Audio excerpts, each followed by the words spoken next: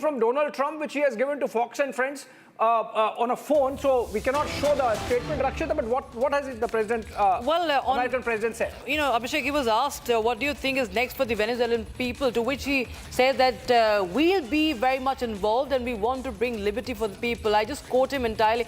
We're making that decision now. We can't take a chance on letting somebody else run and just take over where he left off. We will be very much involved and we want to bring liberty for the people. And he goes on to say, and I quote, I think the people of Venezuela are very, very happy. They were run by essentially a dictatorship or worse, unquote. So that's Donald Trump. Trump, you know, Abhishek, very clearly pointing out that U.S. is going to be, involved in what happens next, as opposed to what they might say that the military operation might have now stopped. Right. No more confrontation, but they are going to be involved into what happens next. Right. Okay. Before I go to General Dayal and General Bakshi, sir, Sushant, quick reaction. This is about liberty and democracy, and removing a dictator is what President Trump has said in his first reaction. I can give him another address to the west of India, a country called Pakistan, which has a stolen election and Trump's favorite field marshal out there. How about carrying out a similar operation out there? He's not going to do that, right? So that's utter nonsense what they are saying. This whole business of liberty and giving people freedom, it's been done to that. They did it in Libya. They've divided the country in two parts. There is civil war going on out there. They did it in Syria. They went through almost 14, 15 years of civil war, millions of people dead. They've done it in multiple other countries where when America wants to bring liberty and freedom into another country, it's like the devil preaching the scriptures. Democracy should remain in America. They should bring liberty and democracy in their own country and not bother about the rest of the world. Because if they are doing that, then how about doing it in Pakistan where an election was stolen? Let me take that to General Bakshi, sir. General Bakshi, sir, double standards by the United States, liberty and democracy in Venezuela, but absolute tango and salsa with General Asim Munir in Pakistan. Absolutely. There is that standard American playbook.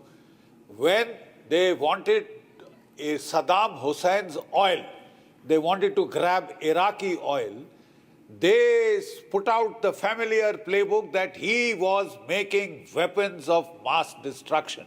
He was vilified, he was demonized, and then we all know what happened to him. He was hung. Tortured and hung, right? As far as the Republican guards were concerned, we thought they would put up a very good fight.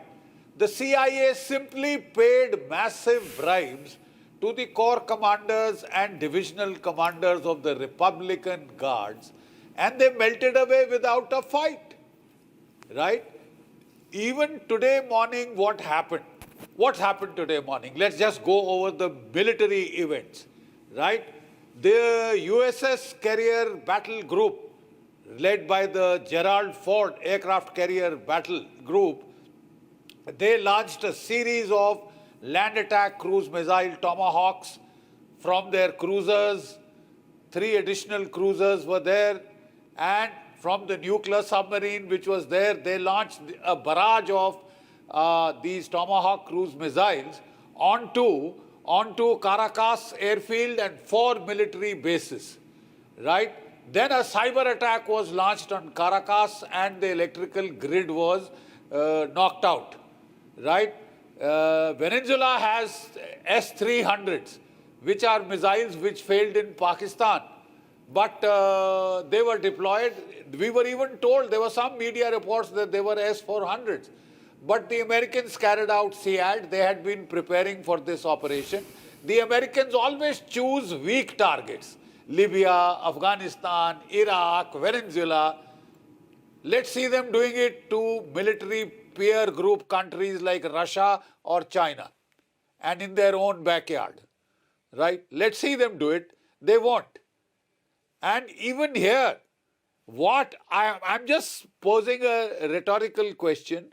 What the Vice President of Venezuela, Madam Rodriguez, has said, I am in charge. The Interior Minister has said, we are still fighting, right? What will America do now? Will it launch an invasion? I don't think so. They can't afford body bags, not one body bag. There's a midterm election coming. So you want it done the cheap way. Now you will stage a colored revolution there and get that madame back from Norway who was stuck with the bloody Nobel Peace Prize.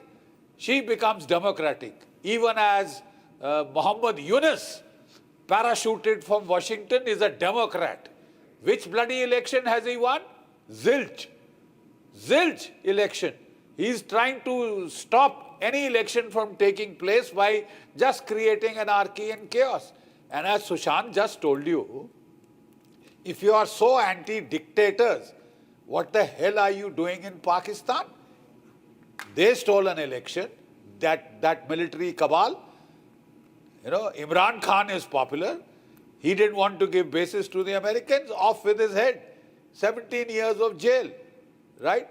And the fondest dictator of Donald Trump is that two-timing, double-faced Janus called Mullah Asim Munir, who's promised him the moon, who's promised him that I'll give you oil, I'll give you rare earths, I'll give you gold, tungsten, copper. पहले निकाल तो ले.